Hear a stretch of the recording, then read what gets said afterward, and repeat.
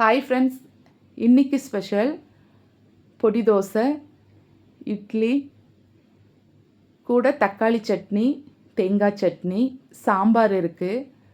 ஆனால் இன்றைக்கி ஸ்பெஷல் வீட்டில் செஞ்ச இட்லி பொடி. டேஸ்ட்டு ரொம்ப நல்லாயிருக்கும். இந்த இட்லி பொடியில் தான் நான் பொடி தோசை செஞ்சுருக்கேன். இட்லி கூட சேர்த்து சாப்பிட்றதுக்கு டேஸ்ட்டு நல்லாயிருக்கும். இட்லி பொடி எப்படி செய்கிறதுன்னு பார்க்கலாம். இட்லி பொடி செய்ய 1 கப்பு உளுந்தம்பருப்பு, அதில் பாதி கடலைப்பருப்பு, அதில் பாதி வெள்ளை எள் எடுத்துக்கணும். பாத்திரம் சூடானதையும் வெள்ளை உளுந்து ஃபஸ்ட்டு வறுத்து எடுக்கணும். 1/2 ஸ்பூன் எண்ணெய் சேர்த்திக்கலாம், பச்சை வாசம் இருக்காது. கை விடாமல் 5-6 நிமிஷம் இதை நல்லா வறுத்து விடணும். நல்லா வறுபட்டுருச்சு, தட்டில் மாற்றிக்கலாம். இப்போ 1/2 ஸ்பூன் எண்ணெய் சேர்த்திக்கலாம். கடலைப்பருப்பு சேர்த்திக்கலாம். கடலைப்பருப்பு, உளுந்தம்பருப்பு, வெள்ளை எள் எல்லாம் தனித்தனியாக தான் வறுத்தெடுக்கணும். இல்லை ஒன்றா சேர்த்து வறுக்க வேண்டாம். நல்லா வறுபட்டுருச்சு, தட்டில் மாற்றிக்கலாம். வெள்ளை எள்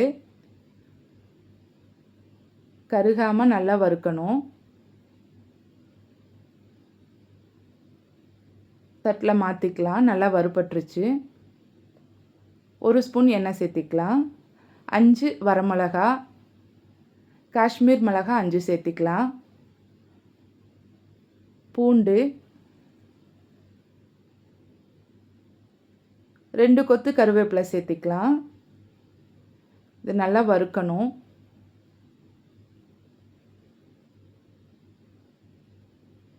இப்போ தட்டில் மாற்றிக்கலாம்.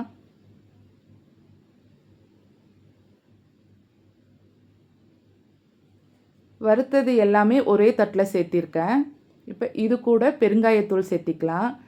இதே சூட்டில் நல்லா இதை கலந்து விடணும். இது நல்லா ஆறுனதையும் மிக்ஸி ஜாரில் நம்ம அரைச்செடுத்துக்கலாம். தேவையான அளவு உப்பு. ஆறுனதையும் மிக்ஸி ஜாரில் சேர்த்துருக்கேன். நைஸாக அரைக்காமல் கொஞ்சம் பருப்பருன்னு அரைக்கணும். நல்லா அரைச்சாச்சு, தட்டில் மாற்றிக்கலாம். இட்லி பொடி சூப்பராக ரெடி ஆயிடுச்சு. டேஸ்ட்டு ரொம்ப நல்லாயிருக்கும். நல்லா பருப்பருன்னு அரைச்செடுக்கணும். இதே மாதிரி செஞ்சு பாருங்கள். இது பிடிச்சிருந்தால் லைக் பண்ணி ஷேர் பண்ணுங்கள், சப்ஸ்கிரைப் பண்ணுங்கள்.